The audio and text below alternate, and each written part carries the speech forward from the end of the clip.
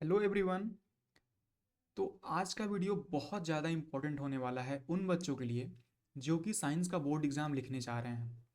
देखो, आपको पता है कि साइंस बिना डायग्राम का तो मतलब इम्पॉसिबल है नंबर स्कोर करना। उसमें अच्छे मार्क्स आप तभी ला सकते हो जब आपको डायग्राम बनाने अच्छे से आता हो और उसको लेवल करने अच्छे से आता हो। तो यार, इस वीडियो में हम पूरा का पूरा जितना भी इम्पोर्टेंट डायग्राम है बायोलॉजी, फिजिक्स एंड केमिस्ट्री का, वो पूरा का पूरा डिस्कस करने वाले हैं। तो कोई भी वीडियो का पार्ट स्किप मत करना। जितने भी डायग्राम मैंने लिया है वो बहुत ही ज़्यादा इंपॉर्टेंट है, रिकरेंट एग्जाम में पूछे जाते हैं। और आप मैं वो भी बताऊंगा कि आप उस एग्जाम जो डायग्राम है उसको कैसे याद कर सकते हो, मतलब न्यूमेरिक्स बताऊंगा आपको याद करने का। ठीक है, तो वीडियो को पूरा एंड तक देखना। और अगर चैनल पर नए आए हो तो चैनल को प्लीज़ से सब्सक्राइब करो, वीडियो को लाइक करो और अपने दोस्तों को ज़रूर से शेयर करना ताकि उनका भी अच्छा नंबर आ सके। तो देखो, कुछ पहले के पहले टिप्स बताते हैं आपको। सबसे पहले जो टिप्स है वो ये है कि आपको क्या करना है, इस वीडियो के साथ साथ इस डायग्राम की प्रैक्टिस करनी है। आप अभी एक बार प्रैक्टिस कर लो, उसके बाद एग्ज़ाम में जाने से पहले, मतलब एग्ज़ाम में जाने से पहले आपको कम से कम हर डायग्राम को 5 बार, 5 टाइम्स आपकी प्रैक्टिस होनी ही चाहिए। विथ लेवल, मतलब अच्छे से प्रॉपर डायग्राम जैसे आप एग्जाम में बनाते हो वैसे आपको प्रैक्टिस करनी है। कम से कम 5 बार हर एक डायग्राम को आपको प्रैक्टिस करके ही जाना है। तो आपको क्या होगा, डायग्राम फिर याद हो जाएगा। जैसे आप वहाँ पे भूलोगे नहीं कि हाँ यहाँ पे कौन सा पार्ट था, क्या नाम था वहाँ पे, तो आपको याद हो जाएगा। सो पूरा का पूरा वीडियो देखना एंड तक और आपको फीडबैक देना है कमेंट में कि आपको वीडियो कैसा लगा। और एक बात और है, बीच बीच में मैं कुछ क्वेश्चंस पुटअप करते जाऊँगा उसी कॉन्सेप्ट से रिलेटेड, जो कि डायग्राम होगा आपका। कमेंट में आप उसको आंसर करोगे, ठीक है।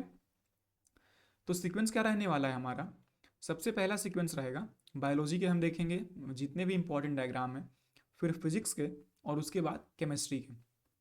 तो चलिए वीडियो को स्टार्ट करते हैं और आप दोस्तों को ज़रूर से शेयर करना ताकि ये वीडियो उन तक भी पहुँचे। और तो चलो बायोलॉजी का हम पार्ट स्टार्ट करते हैं। बायोलॉजी का पार्ट हम स्टार्ट करते हैं और देखते हैं कि बायोलॉजी में कितने इंपॉर्टेंट डायग्राम हैं, उनको कैसे याद कर सकते हैं। देखो, हमारा जो फर्स्ट डायग्राम है वो है ह्यूमन डाइजेस्टिव सिस्टम। ठीक है, ये हमारा फर्स्ट डायग्राम हो गया, ह्यूमन डाइजेस्टिव सिस्टम। इसके बारे में मैंने स्लाइड कैसे बनाया है कि जो जो मुझे लगा है कि जिस डायग्राम के बारे में थोड़ा बहुत एक्सप्लेनेशन करनी चाहिए वो मैंने यहाँ पे स्लाइड में मेंशन करी है। बाकी आप जो भी पढ़े हो डायग्राम लिखने के साथ साथ आपको उसके बारे में डिस्क्रिप्शन तो ज़रूर ही लिखना है। जो इंपॉर्टेंट लगा है वो मैंने यहाँ पे कुछ ले लिया है, ठीक है। तो चलिए एक एक करके देखते हैं। यहाँ पे जैसे देखो, human digestive system, the primary function of digestive system is to break down food and mechanically by use of enzyme. तो जैसे कि पता है आपको, डाइजेस्टिव सिस्टम क्या करता है, हमारा जो फूड होता है उसको ये ब्रेक डाउन करने में मदद करता है with the help of enzyme. आप यहाँ पे देख सकते हो कि food is taken inside mouth where saliva that secreted by salivary gland. जो स्लाइवा होता है वो सिक्रेशन होता रहता है और बहुत सारे एंजाइम्स सिक्रीट होते हैं जिनसे कि जो फूड होता है वो ब्रेक डाउन हो जाता है स्टार्च इनटू शुगर में। उसके बाद ये टंग का क्या काम होता है, वो चिविंग और मॉइस्चराइजिंग रोलिंग का काम होता है। फिर फूड कैसे स्टमक में जाता है एंड स्टमक में फिर मिक्स होता है फूड। तो आप ये सब देख सकते हो वीडियो को पॉज करके। हमारा जो इस वीडियो का मेन मोटो है वो है डायग्राम को एक्सप्लेन करना, ताकि जो एक सीक्वेंस में आपको डायग्राम सारे याद हो जाएं। राइट, देखो ये रहा हमारा ह्यूमन डाइजेस्टिव सिस्टम का डायग्राम। तो शुरू से देखते हैं। जैसे जो जो इंपॉर्टेंट होगा, जो जो लेबल नाम लिखना इंपॉर्टेंट होगा उसको मैं हाईलाइट कर दूंगा और जो इंपॉर्टेंट नहीं होगा उसको आप स्किप कर सकते हो। जैसे कि देखो, आपको बेसिकली कुछ तो याद ही होगा, जैसे ओरल कैविटी, जो जो मैं हाईलाइट कर रहा हूँ वो इंपॉर्टेंट है। माउथ, उसके बाद इसको आप ग्लैंड को स्किप कर सकते हो। यहाँ पे फेर्निक्स इंपॉर्टेंट है। ओइसोफेगस बहुत ज़्यादा इंपॉर्टेंट है, इसको तो मेंशन करना ही है आपको। लीवर, गैल ब्लैडर, ओके, स्टमक, पैनक्रियाज भी आप मेंशन करोगे, ठीक है। उसके बाद इसको स्किप कर सकते हो आप। और क्या इंपॉर्टेंट है, हाँ यहाँ पे देखो, ये रेक्टम इंपॉर्टेंट है एंड एनस इंपॉर्टेंट है। तो जो जो मैंने सर्कल किया है ना, जो जो सर्कल किया है यहाँ पे मैं न्यूमेरिक्स बना दे रहा हूँ, सर्कल जो है वो इंपॉर्टेंट है। आप सिर्फ यही यही लेवल करके आ सकते हो तो आपको पूरे नंबर दिए जाएंगे। जो जो यहाँ पे एक्स्ट्रा टर्म लिखा हुआ है अगर आप उसको भूल भी जाओ बाई चांस, वैसे मेंशन तो कर सकते हो, बहुत अच्छी बात है, लेकिन अगर भूल भी जाओ तो कोई इशू नहीं है, आपको पूरे नंबर दिए जाएंगे। ठीक, अब जो हमारा नेक्स्ट है, सेकेंड डायग्राम की बात करते हैं, वो है human respiratory system. Right, human respiratory system हमारा सेकेंड डायग्राम है, जो कि मोस्ट इंपॉर्टेंट है अगेन। ठीक है, अब देखो इसमें इसका मेजर फंक्शन क्या होता है, to facilitate the exchange of oxygen and carbon dioxide in the body. Right, अब इसके मेजर ऑर्गन्स भी हैं, जैसे कि नॉइज हो गया, फेर्निक्स हो गया, टेरिक्स हो गया, ट्रेचिया हो गया, ब्रॉन्ची, लंग, एल्विलोई। तो आप देख सकते हैं जितने भी मेजर ऑर्गन हैं वो यहाँ पे मेंशन किए हुए हैं। उसके बाद ये ब्रीदिंग प्रोसेस में इनहेल करते हैं और एक्सहेल करते हैं। ठीक है, तो उसमें क्या होता है, डायफ्राम कॉन्ट्रैक्ट होता है, फिर रिलैक्स होता है, इन सब चीज़ों को भी आप ध्यान दे सकते हो। उसके बाद आप इन दोनों पार्ट को स्किप कर सकते हो, ठीक है, उतना इंपॉर्टेंट नहीं है। उसके बाद जो कॉमन रेस्पिरेटरी डिजीज़ होती हैं वो भी हमने यहाँ पे मेंशन कर दिया है, अस्थमा हो गया, न्यूमोनिया हो गया, लंग कैंसर एंड ट्यूबरक्लोसिस जैसी बीमारियाँ होती हैं। अब चलो, अब नेक्स्ट जो इंपॉर्टेंट है इसका डायग्राम देखते हैं। तो ये है इसका डायग्राम, जो कि बहुत ही सिंपल डायग्राम हमने पिकअप किया है, जो कि आपके एनसीईआरटी में दिया हुआ है। ये देखो, नेसल पैसेज हो गया, अगेन बहुत इंपॉर्टेंट है। ओरल कैविटी आपको मेंशन करना ही करना है, और पैरनिक्स हो गई, ट्रैचिया, इसमें जितने भी हैं सारे इंपॉर्टेंट हैं, इसमें कोई ऐसा नहीं है जो आप स्किप कर सकते हो। रीफ्स हो गए और डायफ्राग्म हो गया, तो ये सारे इंपॉर्टेंट हैं। अगेन ये बहुत ही ज़्यादा इंपॉर्टेंट डायग्राम है, आप इसको कम से कम 5 to 10 टाइम्स आपको प्रैक्टिस करके जानी है एग्ज़ाम से पहले, तो आपके दिमाग में बिल्कुल बैठ जाएगा ये। अगेन यार, अगर वीडियो अच्छी लग रही हो तो चैनल को सब्सक्राइब करो, वीडियो को लाइक करो और दोस्तों को शेयर करो, जिससे हमें मोटिवेशन मिलती रहेंगी। राइट, नेक्स्ट, अब देखो, अब यहाँ पे होता है नेक्स्ट जो आता है हमारा थर्ड नंबर का, human heart with blood circulation. तो यहाँ पे ह्यूमन हार्ट के बारे में हम बात करेंगे। तो देखो यहाँ पे भी हमने कुछ इंपॉर्टेंट टॉपिक्स ले रखे हैं। राइट, कि ह्यूमन हार्ट में जैसे फंक्शन क्या होता है, स्ट्रक्चर ऑफ हार्ट क्या होता है, 4 चैम्बर कौन कौन से होते हैं, ये सब मेंशन करना आपको बहुत इंपॉर्टेंट है। आप जब मेंशन करोगे विथ डायग्राम तो बहुत ही एक पॉजिटिव इम्पैक्ट पड़ेगा और आपको नंबर भी बहुत अच्छे मिलेंगे। ठीक है, टाइप ऑफ ब्लड सर्कुलेशन ये भी आपको मेंशन करना है। उसके बाद ब्लड वेसल्स आपको मेंशन करना है। कॉमन हार्ट डिजीज़ कौन कौन से होते हैं, हाइपरटेंशन होता है, हार्ट अटैक होती है, ठीक है, आर्टरी डिजीज़ होती हैं। तो ये सारे एक बार वीडियो को पॉज करके आप लोग पढ़िए, बिल्कुल एक एक लाइन में आपको जो उसका मतलब मेन फंक्शन है वो आपको मिल जाएगा। तो कोई बहुत ज़्यादा आपको रटने की ज़रूरत नहीं है, आप समझ के उसको लिख सकते हैं। राइट, चलिए इसका डायग्राम देखते हैं, जो कि अगेन बहुत इंपॉर्टेंट है। इसको तो आप स्किप करके जा ही नहीं सकते हैं, जितना स्टार लगाओ उतना इस पर कम पड़ेगा। ठीक है, आप डायग्राम थोड़ा बहुत सिमिलर बनाना, बिल्कुल ऐसा तो बनेगा नहीं, हम लोग आर्टिस्ट तो है नहीं, जो है वो बहुत अच्छी बात है भाई। देखो, आयोटा हो गया यहाँ पे, उसके बाद वेना कवा हो गया। राइट, और ये जितने भी हैं सब इम्पोर्टेंट हैं। ओके, यहाँ पे देखो, आर्टरी, वीन्स, लेफ्ट आर्टरीम ये भी इम्पोर्टेंट है, bundle of his, left ventricles, ठीक है, एपेक्स। तो ये इसमें सारे ही इंपॉर्टेंट हैं, और ये डायग्राम अगेन बहुत इंपॉर्टेंट है, इसमें मैं मार्क कर दे रहा हूँ, इसको आप ज़रूर से पढ़ के जाइएगा और अच्छे से बना के आइएगा, आपको नंबर फुल दिया जाएगा। फुल मतलब फुल। ओके, चलो अगेन जो भी इंपॉर्टेंट है उसको मैं मार्क कर दे रहा हूँ यार। स्ट्रक्चर ऑफ फ्लावर्स तो मतलब हर एग्जाम में लगभग पूछा जाता है। तो ये हो गए पार्ट्स ऑफ फ्लावर के बारे में बात करते हैं। देखो, ये सिंपल सा आपको क्या करना है, फ्लावर का डायग्राम बनाना है जिसमें सारे के सारे जो पार्ट्स हैं वो दिखने चाहिए, बस और कुछ नहीं। स्टिग्मा हो गया, स्टाइल हो गया, ये ओवरी हो गया, ठीक, और यहाँ से ये तीनों को मिलाकर के पिस्टल बनता है। राइट, अब देखो, पॉलन ट्यूब्स हो गए, स्टेमिना हो गया, पेटल, ओविल, सेपल्स, पेडिकल्स। तो ये जितने भी हैं सारे के सारे इंपॉर्टेंट हैं, आपको इन सारे को ध्यान देना है, इंपॉर्टेंट। राइट, एकदम सिंपल सा डायग्राम होता है यार इसका, लोग पता नहीं क्यों भूल जाते हैं, स्किप करते हैं। आप 2 3 4 बार प्रैक्टिस कर लोगे तो बिल्कुल आपके दिमाग में बैठ जाएगा डायग्राम। अब चलो, अब जो मोस्ट इंपॉर्टेंट होता है वो होता है ह्यूमन रिप्रोडक्टिव सिस्टम, जिसमें कि मेल एंड फीमेल दोनों ही इंपॉर्टेंट होता है। ठीक है। वैसे तो मेल का बहुत कम पूछा जाता है, लेकिन अगेन पूछा तो जाता है, राइट। लेकिन जो फीमेल का होता है रिप्रोडक्टिव सिस्टम, वो बहुत बार पूछा जाता है। तो चलो सबसे पहले हम देखते हैं मेल रिप्रोडक्टिव पार्ट को, मेल के पार्ट को देखते हैं।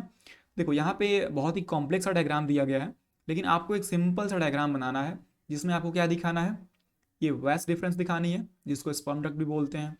यहाँ पे यूरिन कलेक्टर है, यूरिन इकट्ठा हो रहा है ब्लैडर में, राइट। हाँ, पीनस आपको दिखानी है और यूरेथ्रा दिखानी है। यूरेथ्रा से क्या होता है, जो यूरिन होता है वो पास आउट होता है। यूरेथ्रा से क्या होता है, यूरिन पास आउट होता है। तो ये हो गया यूरेथ्रा का वर्क। उसके बाद आपको टेस्टिस दिखानी है, स्कॉर्टम दिखानी है। इपिडिडिम्स आप अगर नहीं दिखाते हैं तो भी कोई बात नहीं है, ये चलेगा। सेमिनल वेसिकल्स आपको दिखाने इंपॉर्टेंट हैं। प्रोस्टेट ग्लैंड दिखाने इंपॉर्टेंट हैं। और ये आप स्किप कर सकते हैं, कॉर्पस ग्लैंड, ये कोई उतना इंपॉर्टेंट नहीं है, ओके। तो जो जो मैंने हाईलाइट किया हुआ है, सर्कल किया हुआ है, वो आप ज़रूर से पढ़ के जाना, वो बहुत ज़्यादा इंपॉर्टेंट है। आप उसमें एज ला सकते हो, एक्स्ट्रा मास गेन कर सकते हो, ओके, राइट। अब देखो, अब फीमेल रिप्रोडक्टिव सिस्टम की बात करते हैं, अगेन जो बहुत इंपॉर्टेंट है, बहुत ही ज़्यादा इंपॉर्टेंट है। इस पर भी स्टार लगा लो भाई, ठीक है। इसका एक सिंपल सा डायग्राम आपको बनाना है, जैसा दिख रहा है बिल्कुल वैसा ही डायग्राम आपको बनानी है, और बस लेबल कर देना है। देखो लेबल करना बहुत इंपॉर्टेंट होता है। आप डायग्राम चाहे जैसा भी बनाइए, आप अगर लेबल कर रहे हो तो फिर वो फुल मार्क्स ऑलमोस्ट मिल जाते हैं आपको। तो चलिए इसके पार्ट को समझते हैं। देखो सबसे पहले वेजाइना, ठीक है, ये पार्ट हो गया वेजाइना का, जो कि आउटर कवरिंग होता है, आपको पता है। उसके बाद सर्विकल कैनाल होता है, ठीक। उसके बाद कर्विक्स हो गया। ये सारे के सारे जितने भी सर्कल कर रहे हैं ना यार, ये बहुत इंपॉर्टेंट है, राइट। ये ओवरी हो गया, दोनों तरफ ओवरी आप देख सकते हो। उसके बाद फिम्ब्रिया, ठीक है। ये फेलोपियन ट्यूब आप लिख सकते हो, ये बिल्कुल मतलब इसी को आप ऐसे फेलोपियन ट्यूब लिख सकते हो। अगर आपको पार्ट्स उसके नहीं याद हैं तो सिंपल आप फेलोपियन ट्यूब भी लिख दोगे तो काम चलेगा। यूटेरिन कैविटी हो गई, यूटेरिन फंडस होगा, ठीक है। अगर आपको ये तीनों पार्ट याद हो जाते हैं, इंडोमेट्रियम, मायोमेट्रियम और पेरीमेट्रियम, अगर ये याद हो जाता है तो बहुत अच्छी बात है, नहीं तो स्किप कर सकते हो इसको आप, ओके। हाँ, जो हमारा नेक्स्ट स्ट्रक्चर है वो है स्ट्रक्चर ऑफ न्यूरॉन। अगेन ये बहुत ही ज़्यादा इंपॉर्टेंट है यार, बहुत ज़्यादा इंपॉर्टेंट हो जाता है स्ट्रक्चर ऑफ न्यूरॉन, राइट। तो देखो यहाँ पे भी कुछ कुछ मैंने यहाँ पे थियरी डाल रखा है। न्यूरॉन और nerve cell form the basic component of nervous system. ये जो होता है न्यूरॉन जो होता है, और इसको नर्व सेल्स भी कहते हैं, ये होता है जो बेसिक कंपोनेंट होता है हमारे नर्व सिस्टम का, ठीक है। आप यहाँ पे पढ़िए वीडियो को पॉज करके। बेसिक जो इसका डायग्राम है वो एकदम से सिंपल डायग्राम ये है, राइट। और इसमें कोई भी पार्ट ऐसा नहीं है जो आपको स्किप करना है, सारा का सारा इंपॉर्टेंट है। सिनॉप्टिक नॉब इंपॉर्टेंट है, एक्सॉन टर्मिनल इंपॉर्टेंट है, राइट। मैलिन सीथ इंपॉर्टेंट है, axon again, Schwann cell, nucleus बहुत इंपॉर्टेंट है, सेल बॉडी, डेंड्राइट्स जो कि हेयर लाइक स्ट्रक्चर्स होते हैं, एंड नेसल्स ग्रैन्यूल ये भी इंपॉर्टेंट है, राइट। तो इतने जो भी आप सर्कल में हैं उनको देख सकते हो और उनको याद कर सकते हो। अगेन ये कैसे याद होगा, प्रैक्टिस से याद होगा। जितना ज़्यादा आप प्रैक्टिस करोगे उतना ही ज़्यादा आपको वो जो लेबलिंग है वो करने में आसानी होगी एग्जाम में, ठीक है। अब देखो, अब बात करते हैं जो सातवां डायग्राम है वो हमारा है ह्यूमन आई का, जो कि अगेन बहुत इंपॉर्टेंट हो जाता है ह्यूमन आई भी। तो ह्यूमन आई में आप सिंपल सा आई का डायग्राम बनाना, जैसा यहाँ पे दिख रहा है बिल्कुल वैसा ही। इससे भी थोड़ा आप मतलब हल्का डायग्राम बना सकते हो, ये तो थोड़ा ज़्यादा है। और लेकिन आपको लेबल करना बहुत अच्छे से आना चाहिए। लाइक आइरिस आपको लेबल करनी है, आपको कॉर्निया लेबल करना है, पिपल लेबल करनी है, लेंस लेबल करने हैं, स्लैरली बॉडी एंड मसल्स लेवल करने हैं, राइट। इसको आप स्किप कर सकते हो। विट्रस बॉडी लेवल करना बहुत इंपॉर्टेंट है, रेटिनल ब्लड वेसल्स लेवल करना है, उसके बाद ऑप्टिक नर्व लेवल करनी है, और फिर लास्ट में रेटिना तो इम्पॉर्टेंट है ही। तो जो जो सर्कल में है वो बहुत ही इंपॉर्टेंट है, आप इसको प्रैक्टिस करिए, बार बार प्रैक्टिस करिए तो आपके दिमाग में ये चीज़ बैठ जाएगी, ओके। और इसके थियरी रिलेटेड तो पार्ट आपको लिखने ही है ना, मतलब मैं तो सिर्फ डायग्राम बता रहा हूँ, आपको इस रिलेटेड थियरी भी लिखना कि पिपल्स क्या होते हैं, आइरिस क्या होती है, रेटिना क्या होती है, लेंस क्या होता है। तो वो सब तो आपको छोड़ना नहीं है, वो सब आप छोड़ दिए तो फिर तो भाई नंबर कैसे ही मिलेगा। चलो अगेन ह्यूमन ब्रेन, ये भी अगेन अपने आप में बहुत इंपॉर्टेंट डायग्राम हो जाता है एग्जाम पॉइंट ऑफ व्यू से। इसमें आपको क्या करना है कि सिंपल सा डायग्राम बनाना है। आप ये अंदर का पार्ट अगर मिस भी कर देते हो ऐसे वैसे करना तो कोई बात नहीं, मगर आप एक ओवरव्यू एग्जाम मतलब डायग्राम बनाना इंपॉर्टेंट है, राइट। तो फोरब्रेन के देखो 3 पार्ट होते हैं, सेरिब्रम, थैलेमस एंड हाइपोथैलेमस हो गया, ये मिड ब्रेन हो गया, एंड हिंड ब्रेन के स्पाइनल कॉर्ड हो गया, यहाँ पे सेरिबुलर हेमिस्फीयर हो गया, कॉर्पस कैलोसम हो गया। तो ये सारे के सारे इंपॉर्टेंट हैं, आप इनको एक बार रिवाइज करना जरूर से। चलो, तो यहाँ पर हमारा जो बायोलॉजी का जितने भी इंपॉर्टेंट डायग्राम मुझे लगे थे वो एंड होते हैं। अब हम बढ़ेंगे फिजिक्स की तरफ, लेकिन उससे पहले एक बार हम रिकैप कर लेते हैं कि हमने क्या क्या पढ़ा अभी तक। ओके, देखो सबसे पहले है ह्यूमन डाइजेस्टिव सिस्टम, उसके बाद जो नेक्स्ट है वो क्या है, ह्यूमन रेस्पिरेटरी सिस्टम, नेक्स्ट है ह्यूमन हार्ट, उसके बाद structure of flowers and female reproductive system and male reproductive system, structure of neuron, human I, human brain. तो ये जितने भी थे ये हमने बायोलॉजी का पोर्शन कवर कर लिया। अब चलते हैं फिजिक्स पोर्शन की तरफ और फिजिक्स पोर्शन को कवर करते हैं कि उसमें इंपॉर्टेंट डायग्राम कितने होते हैं। देखो जैसे कि आपको पता है सबसे ज़्यादा जो बायोलॉजी वेटेज रखती है डायग्राम में, लेकिन फिजिक्स में भी जो डायग्राम आते हैं आप उनको स्किप तो कर नहीं सकते हो, उनको भी आपको देख कर जाना है। तो अब बढ़ते हैं फिजिक्स की तरफ, ठीक है। देखो यहाँ पे रे diagram for concave and convex mirror हो गया। तो यहाँ पे ये आपको बेसिकली पता होगा, आप बहुत बार पढ़ चुके होंगे, लेकिन आप एक बार ओवरव्यू लेके चले चाहिए क्या कि अगर इन्फिनिटी पे ऑब्जेक्ट को रखेंगे तो उसका जो इमेज होगा वो फोकस पे बनेगा, अगर सी पे रखेंगे तो कहाँ बनेगा, फोकस पे रखेंगे तो इन्फिनिटी पे बनेगा, ठीक है। तो ये आप बिल्कुल जैसे लिखा हुआ है। और रे डायग्राम में देखो एरो बहुत इंपॉर्टेंट होती हैं, एरो को आप कैसे बना रहे हो, ठीक है। तो एरो मेंशन करना बहुत इंपॉर्टेंट होता है कि रे कहाँ से आ रही हैं। और जैसे आपको फोकस मेजर करना है तो एफ यहाँ पे लिख दिए, सी कर्वेचर लिख दिए, राइट। तो ये एक तरीका होता है डायग्राम को बनाने का। तो चलो और नेक्स्ट बात करते हैं। हाँ ये तो बहुत इंपॉर्टेंट है भाई, ये बहुत लोग पूछते हैं कि भैया इसका जो डायग्राम है वो याद नहीं होता है, लेकिन बहुत सिंपल होता है। बस जो दिक्कत लोग कर जाते हैं इसमें, ये वेबिग्योर का जो ऑर्डर है ना वो लोग को ही ऊपर से लिख देता है वेबिग्योर, ठीक है, कोई इसमें रैंडम सा कर देता है। तो ये आपको नहीं करनी है, इसके लिए मैंने 2 डायग्राम लिया है। तो सबसे पहले आओ पहला डायग्राम समझते हैं। इसमें क्या है, इसमें रे डायग्राम बताया गया है। देखो ये एक प्रिज्म हो गया, ठीक है। प्रिज्म में क्या हुआ, एक लाइट जो है वो इंसिडेंट करी, मतलब कि प्रिज्म पर लाइट गिरी। अब गिरने के बाद क्या होता, अगर ये कुछ नहीं होता तो लाइट ऐसे निकल जाती, सीधे निकल जाती, लेकिन यहाँ पे एक मीडियम है तो क्या करी, बेंड हुई। ये देखो रिफ्रैक्ट हुई ना लाइट, यहाँ से ये चीज़ रिफ्रैक्ट हुई। उसके बाद अगर ये कुछ नहीं होता फिर उसके बाद तो लाइट ऐसे निकलती, बट यहाँ से थोड़ा सा लाइट जो है वो इमर्जेंट रे जो निकली है वो बेंड होकर निकली हुई है। तो ये पूरा का पूरा रे डायग्राम होता है, ये जो है रे डायग्राम हो गया। अब ये जो है ये देखिए, या एक लाइट आप ऐसे दिए, प्रिज्म से पास हुआ और फिर आपको यहाँ से ऐसे बनाना है, ये विविग्योर का पैटर्न बनाना है आपको। आप क्या करोगे, सिंपली आप जैसे यहाँ पे लाइट गिरी तो ऐसे ये ऐसे सिर्फ एरो बनाओ, लाइंस बनाओ और यहाँ से लिखते चले जाओ विविग्योर। आपको पूरा अगर नहीं लिखना है तो आप विविग्योर भी लिख सकते हो, YOR। बस ये एरो दिखा दो कि हाँ इस ऑर्डर में हमने लिखा है, बाकी एग्जामिनर खुद ही समझ जाएगा और आपको फुल मार्क्स दे देगा। Okay, next third electric circuit diagram. तो यहाँ पर तो कोई डायग्राम ही नहीं है भाई। डायग्राम इसलिए नहीं है क्योंकि मैंने आपको कुछ समझाने के लिए यहाँ पर सिर्फ स्लाइड ऐड किया है। ओके, तो चलिए सबसे पहला ओम्स लॉ। ओम्स लॉ तो आप लोग पढ़े ही होंगे, लेकिन थोड़ा सा जो ओवरव्यू है वो मैं आपको दे देता हूँ। ओम्स लॉ क्या होता है, V is directly proportional to I, ठीक है। यहाँ पर एक प्रोपोर्शनल कांस्टेंट लगता है जो कि रेजिस्टेंस बोला जाता है और V इक्वल टू IR आ जाता है, ठीक है। ये ओम्स लॉ होता है। वैसे तो ओम्स लॉ बहुत तरीके के होते हैं, लेकिन आपके लेवल पे जो है वो सिर्फ इतना ही भी आप लिख दोगे और एक मतलब एक लेवल जैसे सेंटेंस बनाकर लिख दोगे आप कि हाँ दिस डायरेक्टली प्रोपोर्शनल टू, तो आपको पूरा नंबर दिया जाएगा।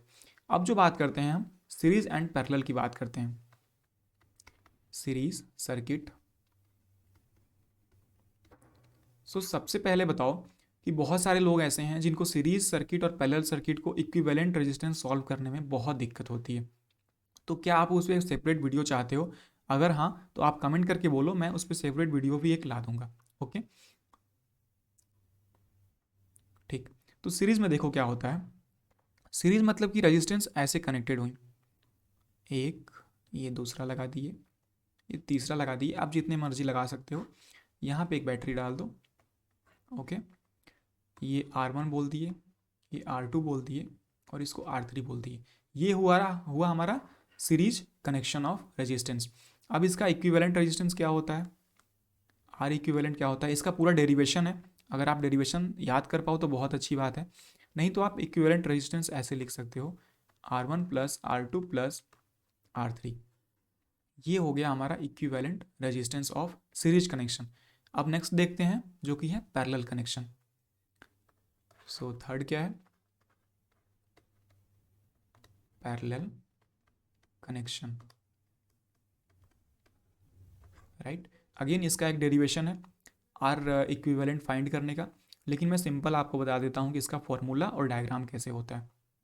देखो, यहाँ से एक रेजिस्टेंस यहाँ पे ऐड कर दिए, एक रेजिस्टेंस यहाँ पर ऐड कर दिए, इन दोनों को एक बैटरी से कनेक्ट कर दो, ठीक है। और इसका नाम दे दो R1, इसका नाम दे दो R2, यहाँ पे कुछ V वोल्ट का बैटरी हो गया।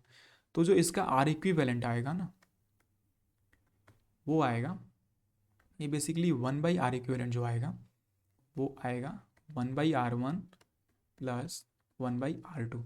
अगर आप इसको सॉल्व करोगे, 1/R इक्विवेलेंट अगर आप इसको सॉल्व करोगे तो एलसीएम लियो, R1 R2 बन गया, एंड यहाँ पर R1 प्लस R2 बन गया। आप दोनों तरफ रेसिप्रोकल कर सकते हो, तो यहाँ से क्या मिलेगा, R equivalent equal to R1 R2 upon में R1 प्लस R2।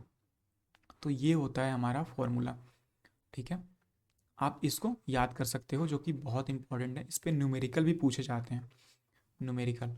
तो अगर आपको ऐसे न्यूमेरिकल करने में दिक्कत आती है तो आप कमेंट करके बोलना, उस पर एक सेपरेट वीडियो आपके लिए मैं ला दूंगा, क्योंकि आप अच्छे तरीके से समझ पाओगे, राइट। होप करता हूँ कि आपको ये दोनों तीनों कनेक्शंस अच्छे से समझ में आ गए हों। अब नेक्स्ट जो है वो देखो एसी जनरेटर का डायग्राम है। एसी जनरेटर आपको थ्योरी भी लिखने के लिए आता है, ये जब भी आएगा तब लॉन्ग आंसर में ही आएगा, जितने भी डायग्राम के क्वेश्चंस होते हैं वो लॉन्ग में ही आते हैं बेसिकली। तो आपको क्या करना है, बेसिकली इसको याद कर लो।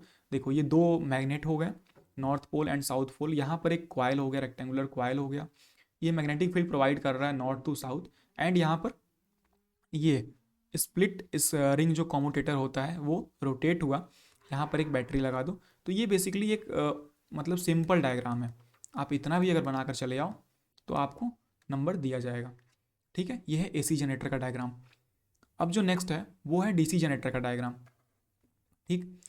तो यहाँ पे देखो, ये आर्मेचर क्वाइल हुआ, ये एक्सेल हो गया, यहाँ पे again north pole and south pole, carbon brushes दो लगे होते हैं, V1 V2, एंड इसमें ये S1 S2 कम्यूटेटर होता है।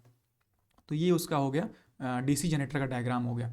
अब देखो, अब जो क्वेश्चंस आपके लिए है वो ये है कि आपको क्या करना है, डिफरेंस पता करना है। डिफरेंस मतलब याद करना है, difference between AC and DC generator. ये भी 5 नंबर में आपके लिए बहुत इंपॉर्टेंट क्वेश्चंस बन जाता है। और एक बात आपको कमेंट करनी है, एसी और डीसी जनरेटर में जो स्पीड ऑफ करंट होता है वो कैसा होता है, मतलब उनमें बेसिक डिफरेंस क्या होता है स्पीड ऑफ करंट में। आपको कमेंट करके बताना है इसका आंसर, और इसका प्रिंसिपल क्या होता है, किस प्रिंसिपल पे ये वर्क करता है। आपको क्या करनी है, डायरेक्शन ऑफ करंट, ये कमेंट करके बताना है, और ये किस प्रिंसिपल पे काम करता है आप ये बताना है। 2 क्वेश्चंस आपको कमेंट करके बताने हैं, राइट। सो नेक्स्ट हमारा जो है वो है केमिस्ट्री पोर्शन। फिजिक्स पोर्शन भी खत्म हो गया, अब बात करते हैं केमिस्ट्री पोर्शन की तरफ। देखो, केमिस्ट्री में जो पहला डायग्राम आ जाता है वो होता है इलेक्ट्रोलिसिस ऑफ वाटर। बहुत ही सिंपल डायग्राम होता है इसका। आपको क्या करना है, एक एनोड बनानी है, एक कैथोड बनानी है, ऊपर से आप इलेक्ट्रोलाइट दिखा सकते हो यहाँ पे, और अनायन और कटायन आप यहाँ पे शो कर सकते हो। बस सिंपल सा यही डायग्राम होता है। यहाँ पे एक बैटरी लगा दो, बैटरी आप चाहो तो ऐसे भी लगा सकते हो, कोई इशू नहीं है। ये हो गया सिंपल इलेक्ट्रोलिसिस ऑफ वाटर। अब जो नेक्स्ट है वो है रिएक्टिविटी सीरीज ऑफ मेटल्स। ये अगेन इंपॉर्टेंट हो जाता है आपके बोर्ड एग्जाम के लिए भी और अदर कॉम्पिटेटिव एग्जाम के लिए भी। बहुत सारे क्वेश्चन से पुट अप होते हैं। तो देखिए नीचे से जो ऑर्डर है वो बढ़ते क्रम में लिखा हुआ है। सबसे ज़्यादा रिएक्टिव जो होता है पोटेशियम, उसके बाद sodium, calcium, magnesium, aluminium, carbon, zinc, iron, tin, lead, hydrogen, copper, silver, gold. अब इसका याद करना बहुत इंपॉर्टेंट है। इसको आप लर्न कैसे करोगे? तो यहाँ पे देखो न्यूमेरिक्स दिया हुआ है, कितना सही है ये देखो पहले तुम। Please stop calling me a careless zebra, instead try learning how copper shapes gold. तो ये एक न्यूमेरिक्स है, आप चाहो तो इसको याद कर सकते हो। जैसे पी से हो गया पोटेशियम, एस से हो गया सोडियम, सी ए एल से कैल्शियम, एम ई से तो एम से मैग्नीशियम हो गया, ए से एल्यूमिनियम हो गया, सी ए आर केयरलेस में कार्बन हो गया, जेड फॉर जेब्रा। तो ऐसे आप इसको लर्न ईजिली करते हो, राइट? ओके, सो ये था पूरा का पूरा हमारा वीडियो। आपको ये वीडियो कैसा लगा आप कमेंट करके ज़रूर बताओ। और ये जो आप वीडियो देखे हो इसको क्या करना है, आपको 5 to 10 टाइम्स प्रैक्टिस करनी है अपने रफ कॉपी में। 5 to 10 टाइम्स आपको प्रैक्टिस करनी है, तो आपको पूरा का पूरा डायग्राम ये याद हो जाएगा और आप अच्छे से एग्ज़ाम में स्कोर कर पाओगे। So thank you for watching this video and मिलते हैं नेक्स्ट वीडियो में। तब तक के लिए ख्याल रखिए अपना। धन्यवाद।